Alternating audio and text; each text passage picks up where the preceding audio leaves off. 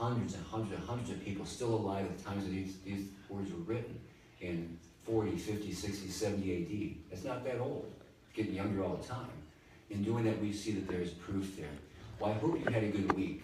We talked about this. It was funny, Brother Jack. We talked about the idea of being distracted and things pulling you down, and we sang a song kind of about trusting God. Oh, well. So we know what to do. I want to continue our talk about God's blessings. This is part 2 of the sermon series. I don't know how long we're going to talk about blessings. I'm going to talk about blessings for at least one more Sunday because I can't cover it all at one time. And this is important. And so have you thought about, questions to the audience, have you thought about God's blessing in your life this week? Did I spark anything at all last week? I have to answer this. Do like this even if you did, even if you don't believe me. Just do like this. Yes, Pastor Allen, you did a good job last week, and you actually made a valid point or two. Thank you. You didn't mess up too bad. In doing that, my goal last week, as repulsive as it may sound from a distance, was to spark in you the questions of, I don't care how you approach it, what God has done for me to bless me. Where is my blessing? Stand by the mailbox and say, where is my blessing? And you know, some of us, I don't believe any of us have gotten to the point where we don't want to be blessed anymore. And I believe there is, while I'm saying this, would you please turn with me to Deuteronomy 28. We're going to share 3 different portions of Scripture. I'm in threes today, so it sounds really good because it's very biblical to be in threes. 3, 7, 144, whatever you need. In doing that, it seems, as I've studied this, I mean, years ago, you know, we want to bless people. That sneezing thing we talked about where, you know, someone sneezes and you bless you or whatever you say. Now, the Vietnamese saying, you've just sneezed water from your nose, and the appropriate response is, I am dry. We're going to leave them on the edge for right now, okay? Because certainly those are good responses. I'm dry, but you're not. That's my father-in-law. Anyhow, in doing this, you know, somebody sneezed. I forget what it was. Somebody sneezed, and they sneezed, and I thought, okay, now do I have the obligation to, God bless them now, because they went to all the trouble to sneeze, and so I started to bless them. I thought, held off, and they sneezed again. I'm not getting involved in this. 2 sneezes, 3 sneezes, 4. I just prayed quietly, Lord, help them, and help me not to get what I probably gave them. You know, that's what I'm praying from now on. And so I didn't get involved. But I was aware that, you know, our desire is to bless. Our desire, really, if you really get back down to it, you ever see a little kid take half of what they really wanted and give it to a friend who didn't have that? Doesn't that, I mean, that blesses your heart, so to speak. That encourage, maybe that's the wrong term, that's a blessing because you see that somebody's work is being productive in raising that child. That child has not been neglected, that child has been taught to share, especially if it's ice cream. It's kind of funny, the last thing you want to see is 2 little kids sharing an ice cream cone.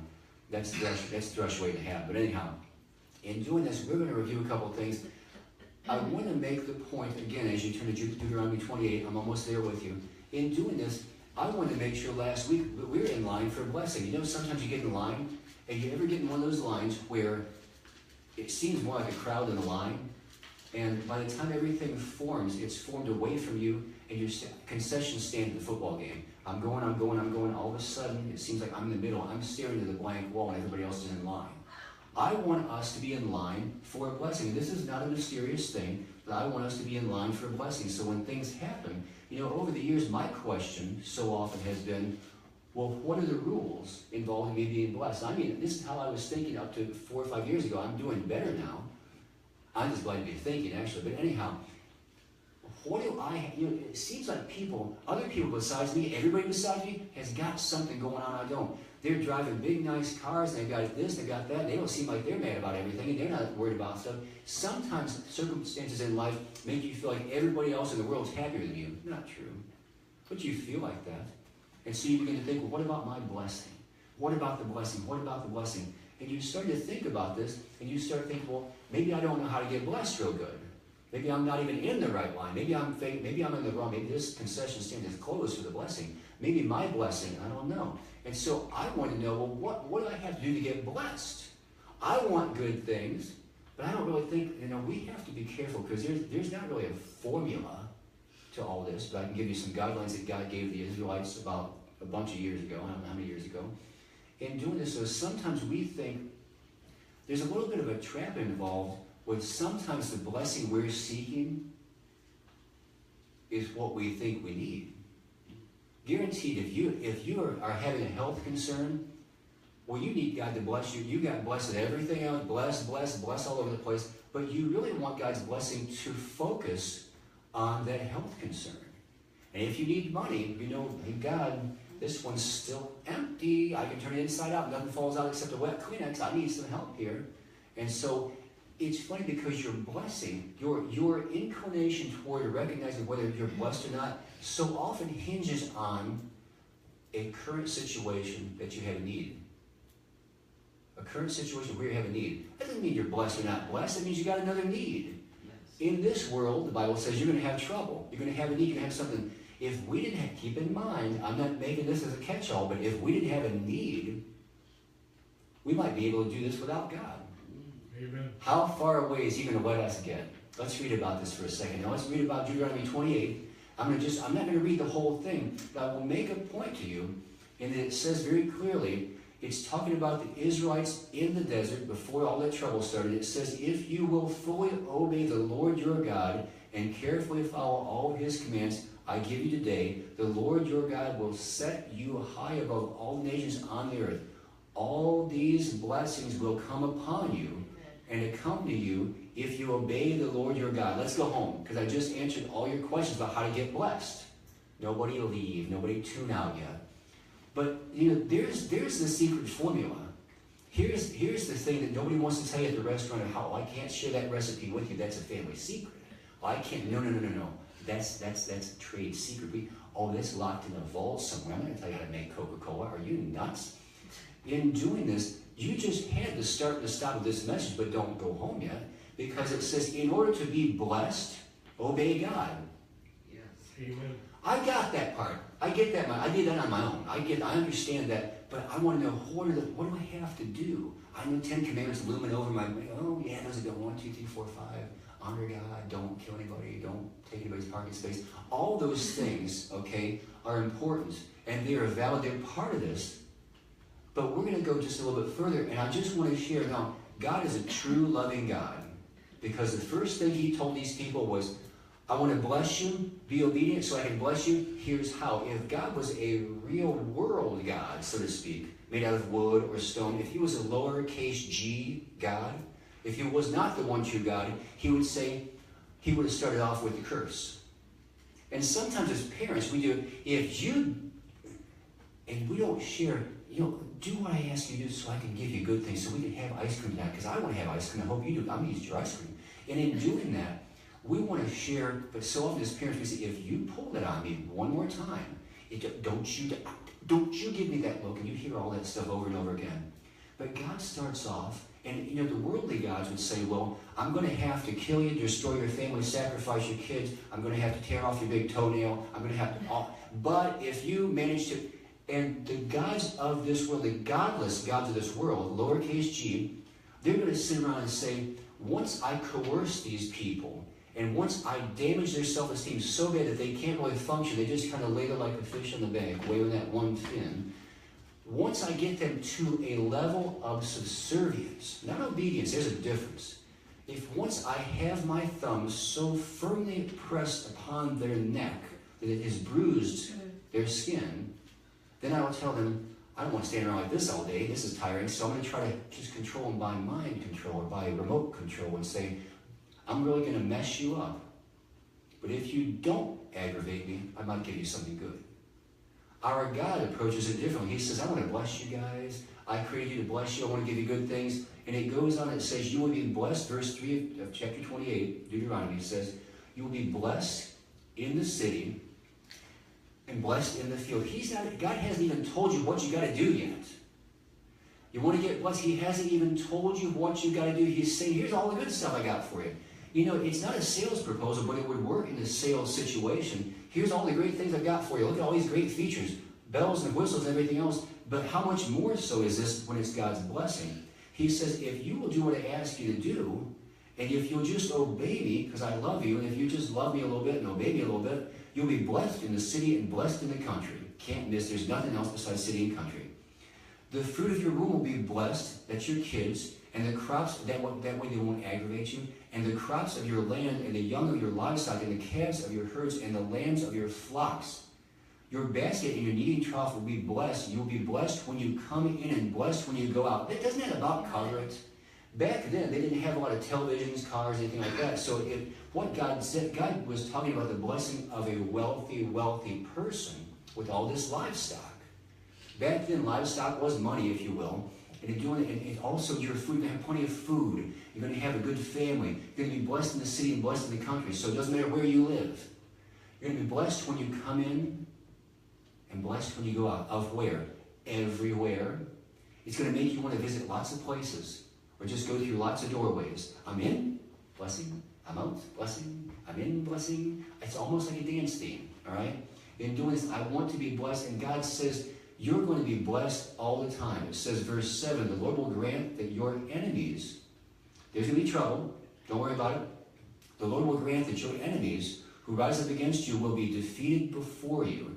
They will come at you from one direction, but will flee from seven. The Lord goes on and says, the Lord will send a blessing on your barns, even my barns, yeah, your barns, and on everything you put your hand to. Now that would be nice. On everything you put your hand to, whether you're good at it or not, God's going to bless it. God's going to help you. The Lord your God will bless you in the land he's giving you. I get land too. The Lord will establish you as his holy people, as he promised you on the oath. If you keep my commands of the Lord your God and walk in his ways, then all the peoples of the earth will see that you are called by the name of the Lord. They will fear you. The Lord will grant your abundant prosperity in the fruit of your womb, the young of your livestock, the crops of your ground, in the land he swore to your forefathers to give you. Going in, going out. It's just a continual confirmation of what God's going to do. And we don't even know what he wants us to do yet. Obey him. It goes on. And you can read the rest of that, because if you read a little bit further, you're going to hit the curses. I'll tell you what. This is not a mean God. This is a loving God saying this. If I were to view this, I believe that if I put it all on a page, the blessings would be thick and heavy and everlasting, but they'd only take about a third of this page. Whereas if you keep reading, the other 2/3 will be made up of what's going to happen if you disobey me. And this is not God's curse on you, but it is a curse. It is a natural byproduct of something. Say, well, if you don't obey me and take in all the good things, you're going to be left with what the world has, which wants to destroy you, where even your friends will rob you, where your kneading trough, where you're not going to be blessed when you go in and blessed when you go out. You're going to be in trouble when you go in and trouble when you come out. I don't know about you, but I've had times in my life where it didn't matter whether I was going or coming, I was miserable. Something was out of my mind I couldn't deal with. Problems, trouble, fill in the blank. And it didn't matter where I was, because my mind kept going with me. It was just burdensome. It was not the blessing. So what we see here is so often we see that God has simply laid down, and you can read more of that, but the simplicity of what do I have to do to be blessed? Do what God tells you to do. How do I know what those rules are? I want 16 easy rules. Well, there are 10 easy rules. Start with that. Read the Bible, see what else God wants you to do. Read the New Testament, gain God's character and understanding. And all of a sudden, the question of how much can I get away with will dissipate. And the fear, am I not doing something right to get blessed? You'll begin to move in God's providence, God's power. And what you're going to see especially is that just because you have one need to concern yourself with, or two needs, doesn't mean God hasn't blessed you. You just have another need. See, we confuse our needs with what we don't have. And we think, well, Lord, because I don't have this, you pray for a job, you get a job. I don't like this job. This is too much. I got to work every day. Yeah. Joel Osteen has a message called the blessing and the burden, where you ask God for a blessing, and with that blessing comes additional responsibility along the ideas of being a good steward. We're headed there too. If you would, I want to share just a couple things with you, but while we're talking about that, meet me over in Luke chapter 16. So now we know I'm giving you some things to read for later. I'm not giving you homework. You don't have to do it. But if you would read Deuteronomy 28, this is right at the start. This is when God was establishing his nation. He's saying, do these things. I want to help you out. He gives you all the blessing before he even asks for one thing. Good things are going to happen. Now, with that in mind, we're going to head to Luke 16. while we're there, let me give you a couple of guidelines, because last week we had a great start of what to do. I'm going to give you some points now, so if you're making notes, you can make one dash and then write this point down. It'd be really good for you. But it says in Haggai, it talked about that, and it talked about some very challenging things. Haggai was saying, along the idea of following God, it says, give careful thought to your ways. You have planted much, but have harvested little. You eat, but never have enough. You drink, but you never have your fill. You put on clothes, but you're not warm. You earn wages, only to put them in a purse with holes in it. Man, have I done that. Where it doesn't seem like what you do or how much you get or whatever. I've done all those things before. So am I cursed? No. But it's just, sometimes you feel like, man, my blessing's not working out. My blessing was too thin. My blessing ran out. And I don't really think that's it, but sometimes I think the Lord gives us a portion of the blessing to see if we'll come back for the rest of it. God wants us dependent on Him. I don't want to break the bad news to you, but God wants us dependent on Him, because if we're not dependent on Him, we're going to depend on ourselves. How good am I? Oh, man. What if you guys all depended on me for something? Good luck. Because sooner or later, I'm going to let you down. Or sooner or later, I'm going to miss an appointment. Or sooner or later, I'm going to show up late. Or sooner or later, I'm going to do something you don't like. So I can't put myself in that position. You can't depend on me anymore. I mean, you can depend on me to do my best. But my best, that's pretty B+, Alan. Thank you. That's pretty good. You know, don't put a lot of pressure on me. But what in doing this, we want to depend on God for our blessing. Not man, not ourselves, not what we can do. Even the most creative person with God's blessing is going to enhance that, because even the most creative person without God still is missing God in their life. So what we see there is my point one, when it says give careful thoughts to your ways. And let me rephrase. Point one of this message, which is a carryover from last week, I just wanted to throw it out there, but now I'm going to condense it now. Point one is consider your ways. So, Pastor Allen, are you trying to tell me what I have to do to get blessed? Yes, I am.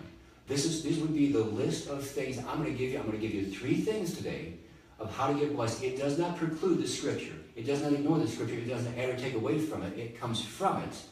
In doing that, if you would read Deuteronomy 28, read the Scriptures and just get in the Word of God. But I'm going to give you some things. First of all, it says, and going backwards, Haggai told about that he was saying, you've got a nation of people who are ignoring God. That's where that comes from. That you've planted much, but haven't harvested anything. I've seen people like this who live lives like this. I'm not saying God's curse. I'm not talking about God's curse. First of all, I don't believe God needs to curse us at all. If He did, we'd know it.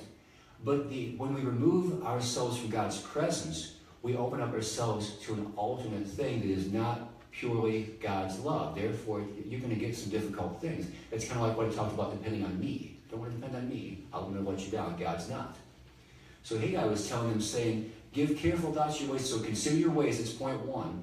We learned from our fast what our habits are. When I was fasting, one of my habits, we're still fasting. We did the 21-day thing. But when I'm fasting, either on a daily basis or otherwise, what's one of my habits? Why this? Because at work, where I am for 5 days a week, this is my food drawer. It's not the little short one. It's the big one. And I want to use the long one on the side. You know, the one that's like 48 inches wide. I want to put ice in that thing and just make that, or maybe run some cooler lines to that, and I want to make that like a refrigerator. Then I want the one underneath it to be like a convection oven. So I can just cook anything I want. Never leave my desk. Why stand up? So in doing that, one of the habits when we're fasting is I'm like this. I have a habit of eating. So we control that. But when we're fasting, we see, well, I got a couple other habits because I'm a little, you guys know this from doing this. When you were fasting, you were more sensitive to your physical, your hunger needs, but because you were fasting for a spiritual reason, you were more conscious of what God thought about that. And sometimes the things coming out of your mouth, you said, ooh, man. It changes your perspective, but it lets you consider your ways.